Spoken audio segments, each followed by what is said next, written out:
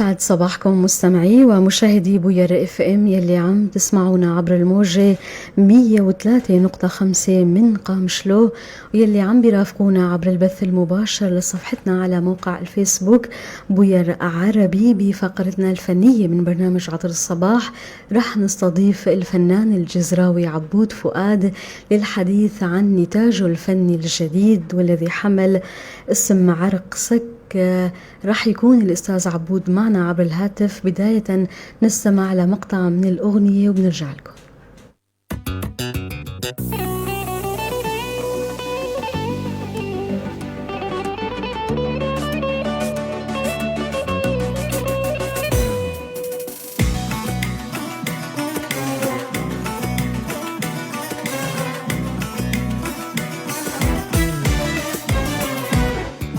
شربني عرقسك، حطني في خانة اليك، حبيته شوش عقلي وجابني ليوتشك.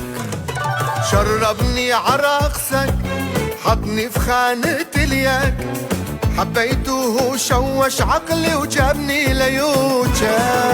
علي ما كان يفهم، دوب قلبي ووراه، خلي الدنيا تزعل ولا شوكي فيك تنشل.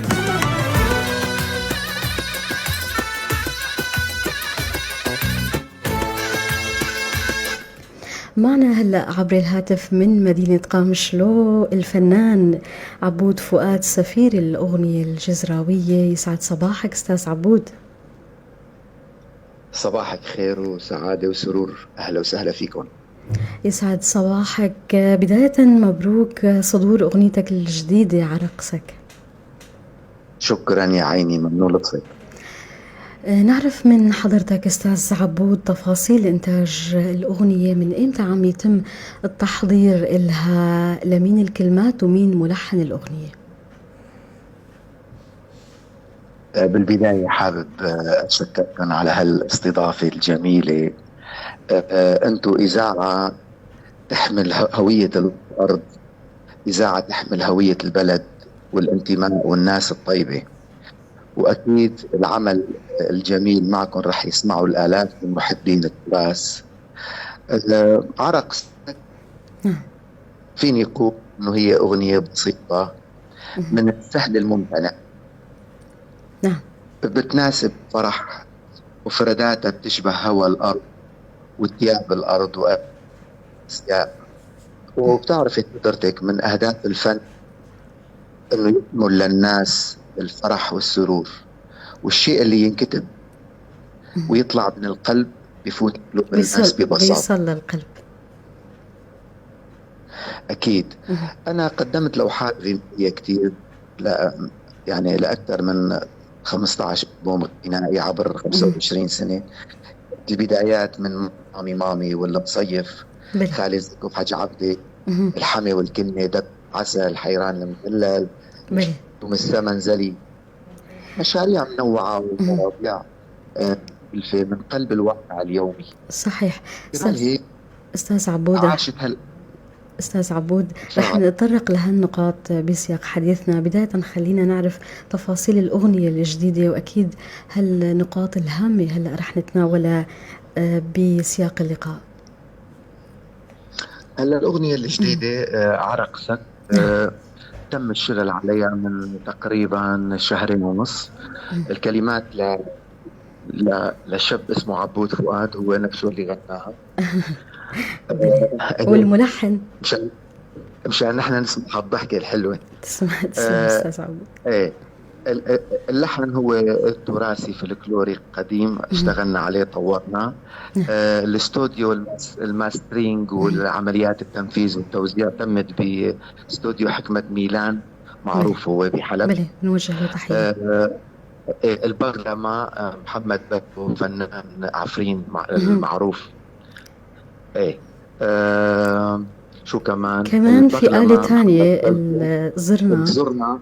زرنا في ولاد حاج ناصر، كمان من شبابنا العفرينية اللي بنشوف حالنا فيهم. فوقال الصوت تم تنزيل صوتي هون بالقامشلي باستوديو دريمز. طبعا متابعة فنية، نعم، عزيز سرحان، وكلماتي وغنائي تواضع شديد. يعطيهم العافية جروب العمل وإنتاج الأغنية. أستاذ عبود، هلأ ذكرت من سنة 1986 دخلت عالم الغناء بأول أغنية واللي حمل عنوان الألبوم مامي مامي. عدد كبير صحيح. من الأغاني برصيدك الفني. نعرف من حضرتك تقريبا عدد الإنتاجات الفنية المسجلة والخاصة بالفنان عبود فؤاد. هلا خلال هالمسيرة الطويلة يعني بتصور يعني قطعوا ال 150 أغنية. 150 أغنية و15 ألبوم وفق ما ذكرت قبل صحيح شوي أستاذ صحيح عبود. صحيح صحيح. آه، معظم أغانيك وفق ما لاحظت أستاذ عبود أنه بتنصدر بشكل ما يسمى بالفوتو أغنية. برأيك بزمن الكليبات هل أثرت الصورة على الصوت وكيف؟ هذا سؤال يعني كتير كتير ذكي، وبتشكرك لأنه سألتيني إياه. نعم. يعني هيك عم تفتحي علينا وجع كبير.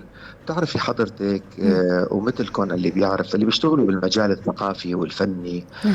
بهالزمان يعني تراجع فيه الصوت وتقدمت فيه الصورة وسلطة الصورة. مهم. يعني أنا إذا بدي أخذ شوي الموضوع يعني لمحل تاني، نعم. في زمن في ظل الفضائيات الكبيرة اللي تحولت لدكاكين عرض وطلب، مهم. في زمن الانفتاح الكبير مهم. على وسائل التواصل الاجتماعي، نعم. حسيت أنا أنه الذائقة العامة تراجعت بطريقة مرعبة. مهم. تقدمت تيارات العداء للفن، تراجعت مؤسسات المعنية اللي عم تحافظ واللي لازم تاخذ دورة في رعاية المؤسسات. يعني عم يصير حرف للمسار الطبيعي للجمال، للذوق، للرواق، للأمر الطبيعي اللي لازم يمشي في هذه الحياة. يعني مهم. تسارع رتم الحياة، دخول العولمة، مهم. آه، الانفتاح على كل شيء. أنا حسيت أنه كل هالأشياء مهم. أدخلت جمهورنا في غرفة العناية المشددة. مهم. عوامل كتيرة ذكرتها أثرت على الأغنية المسموعة اللي بتشوف حضرتك أنه الصورة أثرت بشكل ما، منها العولمة وتراجع اهتمام المؤسسات الثقافية المعنية بالاهتمام بالفنانين. خلينا نتحدث ولو بعجالة أيضا عن نقطة هامة وهو واقع الفن والأغنية المردلية أستاذ عبود بهذه السنوات. وإذا ما قارناها بسنوات الثمانينات هل شهدت تحسن أم لا زال هناك عوائق تحول دون انتشارها كما هو حال العديد من أو البعض من أغاني الثقافات التي تمثل الجزيرة الفسيفسائية يمكن القول؟ هلا بالنسبة لهذا السؤال أنت عم تقولي إنه واقع حال الأغنية الماردينية أو مثل ما نعم. بيدللوها يسموها المثلية. نعم. هلا نحن خلينا نوسع شوي حدقة العين تفضل. ونسميها واقع حال الأغنية الفلكلورية، نعم. يعني الأغنية السريانية الكردية نعم. الميردلية. مم. أنا أشوف إنه يعني آه، بسبب هالأشياء اللي حكينا فيها في السؤال الماضي، مم. بدي أضيف بس إنه منطقتنا، منطقة الشمال السوري والجزيرة السورية، نعم. تعرفي إن هي منطقة تناغم وثراء حضاري. يعني كلتنا بنكمل بعضنا، أكيد. وكلتنا عم مم. نقدم لوحة فنية جميلة. أنا نعم. بعتبر الجزيرة منطقة متحف طبيعي لكل هذا الإرث الإنساني المنوع. يعني مم. على هالأرض الطيبة، أنت أنت يعني نحن ما بس بنسمع موسيقى على هالأرض الطيبة، بنشوف الموسيقى بأبعادها الثلاثية. نعم. نتاج هالأرض الحلوة والعيش المشترك، المود اللي نحن عم نقدمه من سلالم موسيقية، مم. مود مرعب وجميل، يعني ما بتسمعيه بأي بقعة بالعالم. أكيد. السلم الموسيقي اللي بنغنيه موسيقى مردلية وكردية وسريانية، مم. سلالم متفردة ومتميزة. الفن عنا هون في الشمال السوري عم يرسم صورة شخصية لشعوب المنطقة وذاكرة حية. مم. بس الخوف هو على الأغنية الفلكلورية. نعم. يعني الأغنية الفلكلورية أنا بعتبرها طوق نجاة، طوق وهي نجاة للأغنية ملاذنا. بشكل عام. طوق نجاة للأغنية بشكل عام من أنه تنتسى أو ما تاخذ المسار الطبيعي اللازم لتطور الأغنية بشكل عام بأي لغة كانت برأيك؟ لازم المؤسسات المعنية تتصدى لهذا الأمر. يعني اليوم الانفتاح صار على كل شيء في الأسرة الواحدة، من الطفل لأكبر حدا بهذه الأسرة، كل شيء في متناول إيده. يعني اليوم بالثمانينات مثلا لما بدأ الرعيل الأول والجيل الأول بتأسيس وما قبل لسه ما قبل الثمانينات والستينات والسبعينات، في جيل أسس لأغنية تراثية عظيمة من ناحية الكلمات، من ناحية اللحن، من ناحية الصوت، رغم عدم وجود الإمكانيات القوية في التسجيل وهالأشياء. اليوم كل شيء مباح للفنان أو ما يدعي نفسه فنان، بس ما عم يقدموا ولا شيء من اللي قدموه الأوليين. وهذا الأمر يمكن أنت حاسة فيه، وجمهورنا اللي عم يسمعنا يحس بهذا. أستاذ فادي، عفوا أستاذ عبود، يعني وفق ما يعني ملاحظ أنه الأغنية المردلية ما عم تاخد حقها من الانتشار. هذا الشيء اللي دفعني لأسأل السؤال اللي سألته، ليش ما عم تاخد حقها من الانتشار رغم أنه هي أغنية إلها مميزاتها الخاصة، وأغنية غنت من قبل فنانين كبار يعني بالدول العربية كمان. هلا الأغنية الجزراوية بشكل عام والمردلية عم تاخذ حظها في مسار واحد، إنه عم يتم سرقتها بكل فترة والثانية، عم يتم سرقتها من نجوم كبار. يعني مثلا أصالة عملت كابوكم ليلة من سنة، وفوري عمل دللتي من 20 سنة و15 سنة. هذا النصيب الأكبر اللي عم تناله الأغنية الجزراوية بشكل عام، هي السرقة واللطش. الأغنية عم تنسرق لأنه ما في حقوق، ما في اهتمام أكبر، حاضن للأغنية، ما في حاضن لها كمان. وتعرفي اليوم الأغنية هي مشروع صناعة. يعني الأغنية ما ضلت صوت حلو وكليب حلو، الأغنية صارت يعني مافيا أو تصنيع للنجم. اليوم عم تيجي شركات كبيرة تاخذ نجوم كبار وتعمل لهم أعمال كبيرة، كليبات ضخمة. هذا الشيء عم يدفع عليه أموال طائلة. التسويق بيلعب دور كبير. أستاذ عبود، خلينا نحكي عن تجربتك ومسيرتك الفنية. قدمت الفن المردلي وتراثه موسيقيا بحلة أو بنكهة عصرية ليكون الفنان مبدع وقادر أنه يبقى بين الناس وجمهوره. شو هن العوامل اللي لازم بتساعده، العوامل اللي بتساعده أو العوامل اللي لازم يمتلكها إذا فينا نقول برأيك؟ هلا دائما في معادلة، في معادلة حلوة لازم يلعبها المثقف بشكل عام والفنان بشكل خاص في مجال عمله. هالمعادلة هي قراءة الواقع. يعني اليوم ما فينا نحن نصلح شيء ونحن منفردين. ايد وحدة ما بتصفق، ايد وحدة ما بتصفق تماما. فالمطلوب هو تكاتف الجهود لنطلع بنهضة حقيقية لما يسمى على الأقل المحافظة على الفلكلور. لأنه موضوع التراث والفلكلور كل شعوب الأرض عم تركض عليه وعم تبحث وتنقب في استكشافاتها لتعطي لحالها قيمة وتاريخ، ونحن لاهين عن كل هذا الأمر.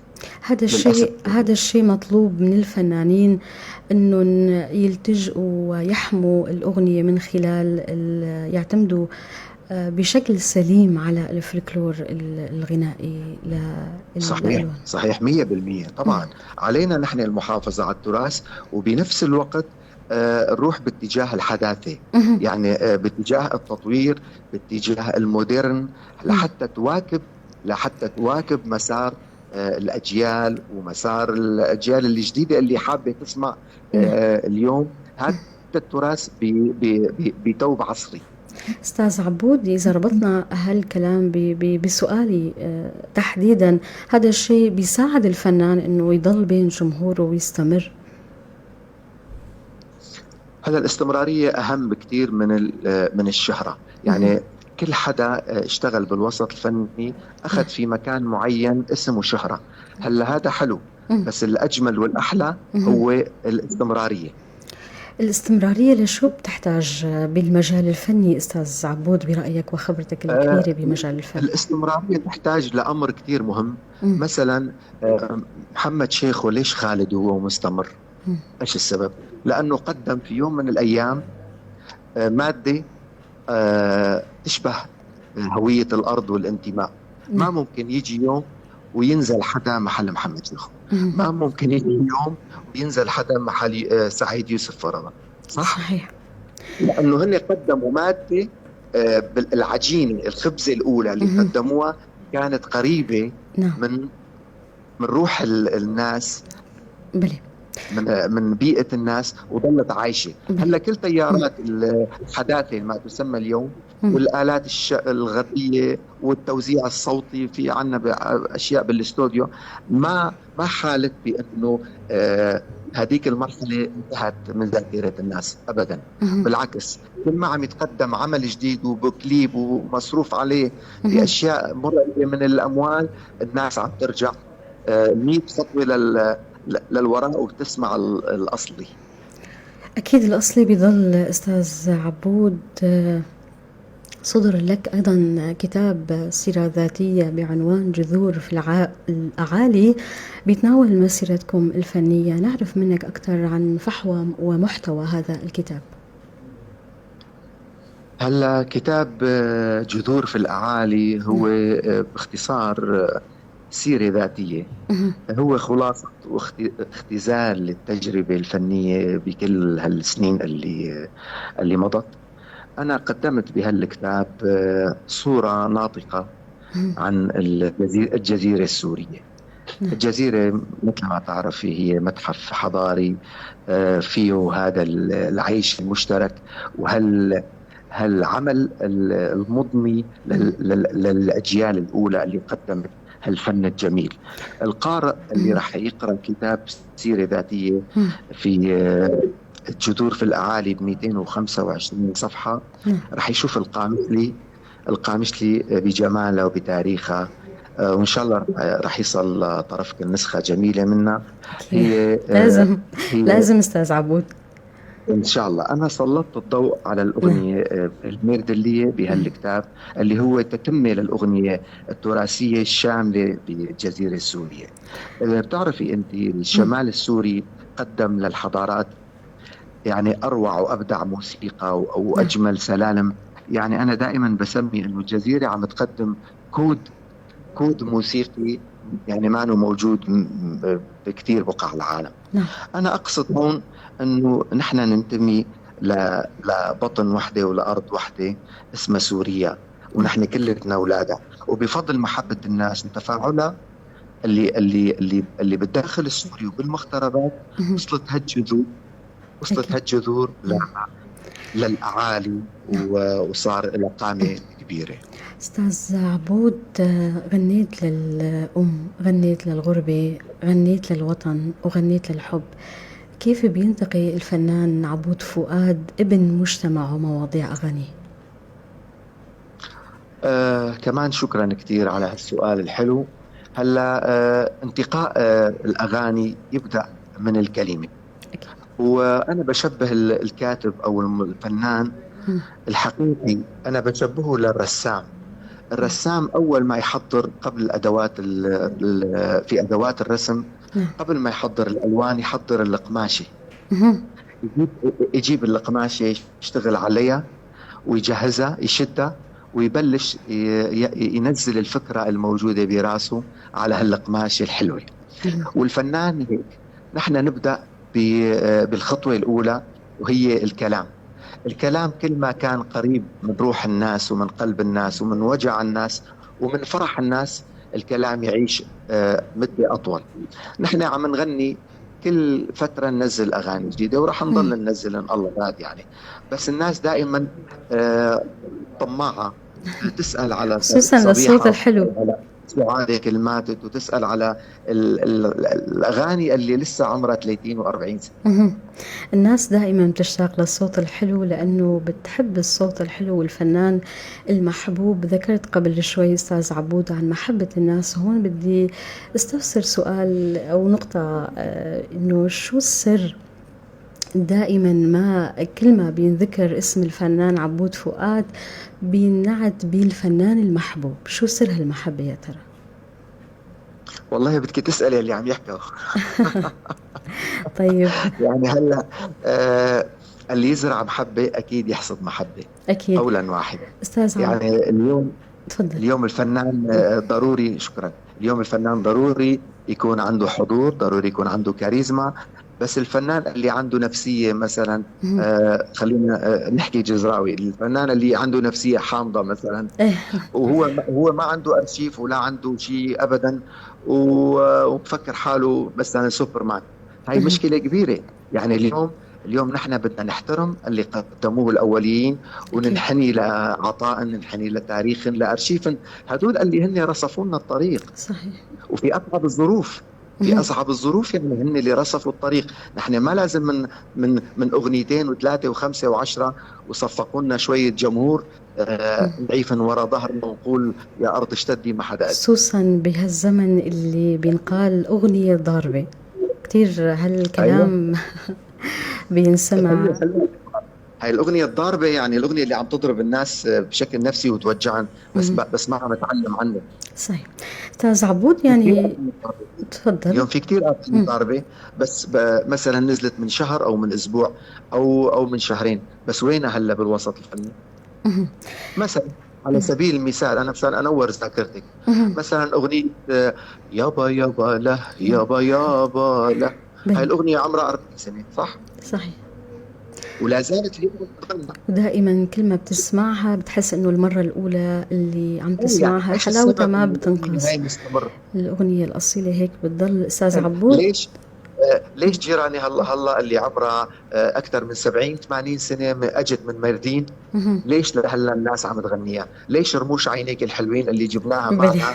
معنا من بيوت التراب مطلوبة وبإلحاح؟ بلي. اسمع.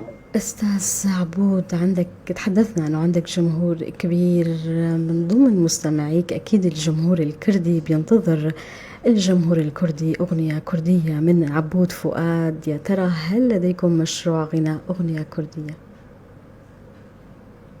إن شاء الله هذا الشيء يسعدني طبعا، مهم. وأنا بشوف حالي بهذا الأمر. نحن بالأخير مهم. كلتنا لوحة فنية واحدة، مثل ما خبرتك بالبداية. مهم. نحن اللي يجمعنا أكثر من كلمة العيش المشترك، لأنه أكيد. بالأخير مهم. نحن واحد. وأنا دائما أراهن على هذا الأمر، اللي ما عم تقدر، اللي عم تتعثر فيه السياسة، عم يجمعوا الفن لازم. والمحبة. مهم. لأنه بيوتنا كلها ما إلها حيطان منفصلة مع بعضها، بيوتنا صحيح. كلها إلها أم وحدة وأرض وحدة. صحيح. لازم الشيء اللي بيفصله السياسي لازم الفن يجمعه، لأنه هذا هو أيوة. هدف الفن، جمع كل الأطياف والمحبة بين الناس. مشاريعك القادمة أستاذ عبود، هل في أغاني عم تشتغل عليها أنه تنصدر في القريب القادم؟ هلا دائما أنا يعني عم بشتغل بدون توقف، يعني دائما في مشاريع أغاني. هلا في أغنيتين على الطريق كمان مهم. جايين، مطالع أغنية حلوة عم تتجهز، في مهم. مشروع كليب قادم الأيام القريبة الجاية، مهم. وطبعا في مشاريع سفر. أنا دائما أطلع، من فترة قريبة كنت بأستراليا، مهم. رحت كندا، للولايات المتحدة، أوروبا. مهم. يعني دائما التواصل حتى مع شعبنا المغترب، مهم. هن كثير بحاجة لكمية هالأكسجين الحلوة للأغنية التراثية. صحيح. بنهاية اللقاء أستاذ عبود، إذا في رسالة بتحب توجهها أو في كلمة أخيرة حابب تقولها تفضل. أنا كل شيء أقدر أقوله بس إنه نتمنى نحافظ على الفن، لأنه إذا حافظنا على الفن النظيف والتراثي أهم شيء، مهم. رح نضمن المستقبل. ودائما يحضرني قول أذكره تراودني. لا تزال شهادة الدكتوراه تغمس كعكتها في مراكز الأميين. يعني نحن قد ما تطورنا نحن بحاجة للأغنية التراثية.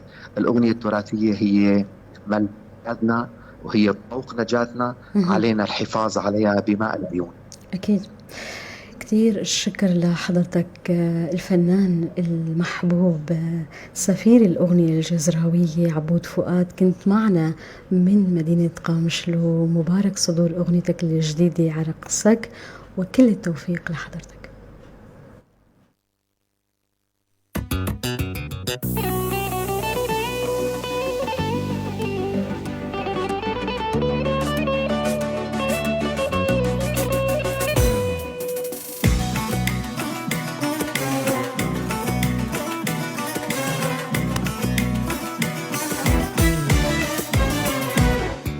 شربني عرقسك حطني في خانة اليك، حبيته شوش عقلي وجابني ليوجك.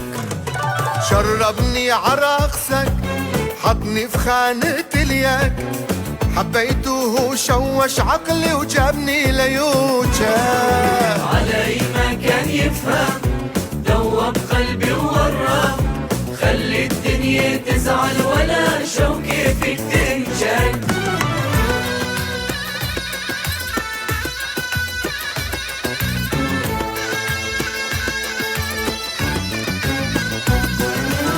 سقيني من غمزتك خلي محبتك، أحلى هاي الدنيا في عيني وقت سنك يضحك.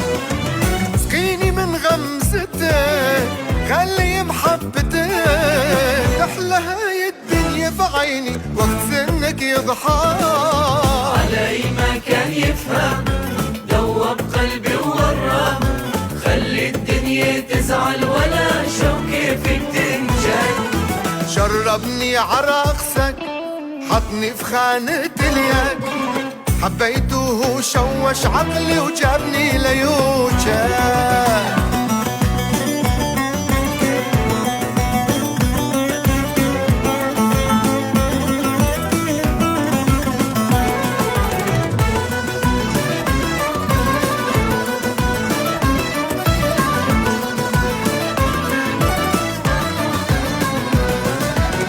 مالي غيره أنا دنيتي، لو أنا أرى الدنيا ورد وهنا وأشوف حالي بك.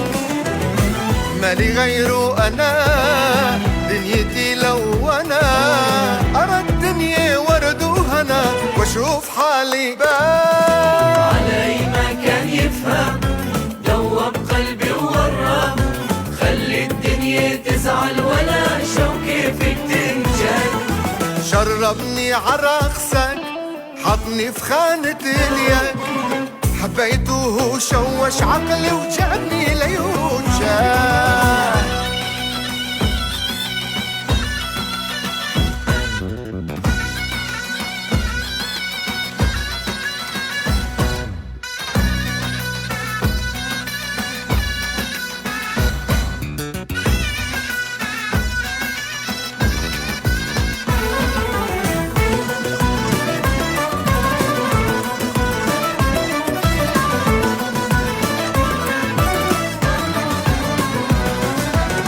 ما في كما حلاك مختار أنا بلاك، حبتي وقلبي اشتراك من ما في فك.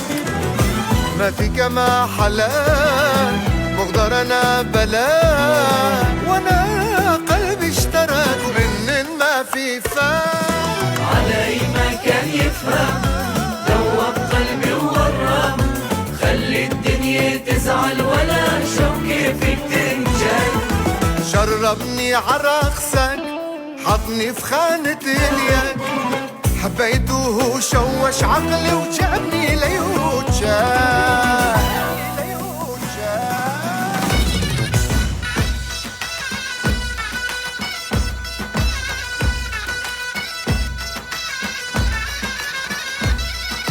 شربني عرقسك حطني في خانة اليك، حبيته شوش عقلي وجابني ليوجك.